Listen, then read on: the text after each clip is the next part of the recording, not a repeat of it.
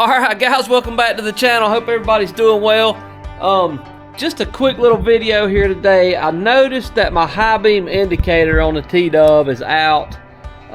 Everything else is working. So the neutral light works, the turn signal indicator works, but as you can see, I don't have any high beam indicator. So I was going to order some bulbs, and I found these LED bulbs. So I thought, let's put them in today and see how they do. So basically all we have to do is take two screws off, one here, one down here. Now this one may fare to be a little tougher since we have this ProCycle dash on here, but I think we can still get to it. We just have to be careful not to drop the screw.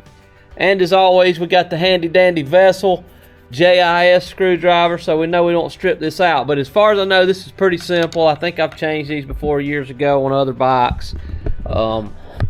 So let's get in here and get these two screws out, and we're just going to go ahead and replace all three of these bulbs today and see how we fare here.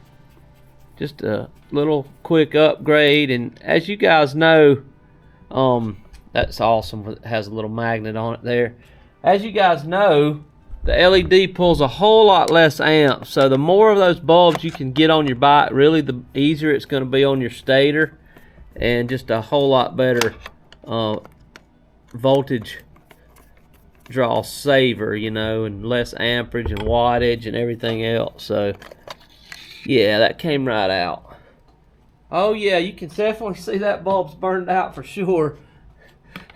When bulbs turn to chrome, you know that they're done for.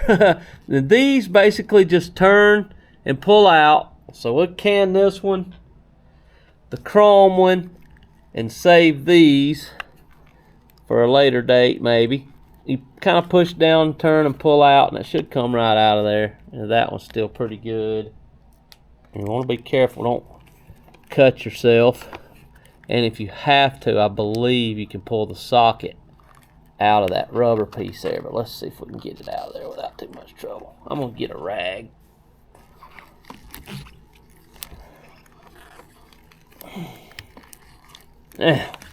Perfect.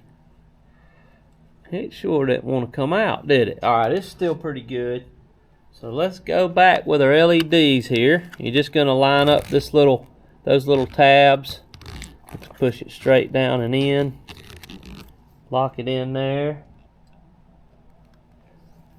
This was the one that was burned out, so let's get it in there for sure. You can pull up on it a little bit just to make sure it's locked in.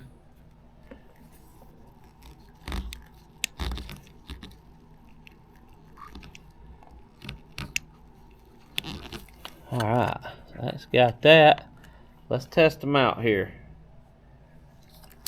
Woo, pretty bright. Well, that fixed that.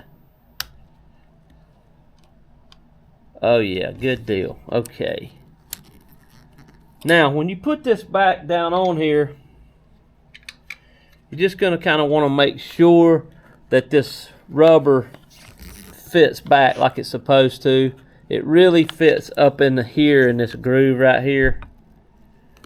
So you just want to make sure you get that back right. And I'm going to leave this screw in place because it's a little bit aggravating with that dash on there. Not terrible, but a little bit. And you just want to make sure you get that rubber gasket lined up just like that. Let's see if we can get this screw back. Uh-oh. Of course. Exactly what I said we didn't want to do is drop it. Okay, no biggie. And this is plastic, so just gently tighten it. Don't have to be super crazy tight. Same goes for this one.